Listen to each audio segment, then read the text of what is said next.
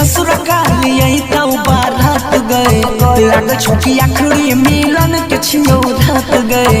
चल जेबी ससुर कालिए तो बारात गए लग छोकी आखिरी मिलन के छियो रात गए देखी देखी देखी देखी देखी देखी फोटो नहीं जीबो गए जान जोहर पीबो तोरा बिना हम नहीं जीबो गए जान जोहर पीबो दिलवा से मन छियो तोरा हम जान रे छियो दीवानी तोहर बतिया के मान रे कल ही जे प्यार ना भूले मोरे जान मिले आई हो कल ही जे प्यार ना भूले मोरे जान मिले आई मिक्स बाय राजेश कामत इलाका का दिमाग का हमारा ही होगा।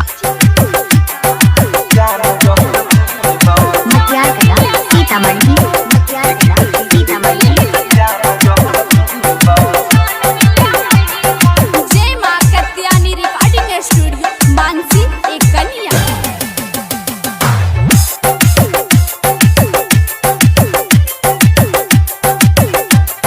खोइन रही क्रिया के भूल गेली जान गे अचारा में लग चल जइभी पारन गे खोइन रही क्रिया के भूल गेली जान गे अचारा में लग चल जइभी पारन गे तोहर जुदाई हम न सह पाइबो बचपन के यार छही दिल ना दुखैबो देखली है फाटल करे जाबा के सीबो गई जान जोहर पीबो तोरा बिना हम के ना जीबो गई मिक्स बाय राजेश कामत इलाका होगा हमारा ही होगा।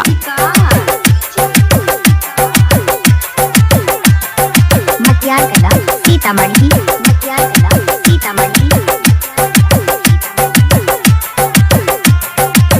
देखी देखी प्यार ना भूले मोरे जान मिले आई हो जान जोहर पीबो तोरा बिना एको पल रहबो ना हम गे सोहे ना पैबो जे दै छी सीतम गे तोरा बिना एको पल रहबो ना हम गे सोहे ना पैबो जे दै छी सीतम गे बाबू भैया बन गेले कठोर रे गलती हमर नाही रिश्ता के तोर रे सुधीर के बनसी के भारत के ओरिया नाही बन गए जान जोहर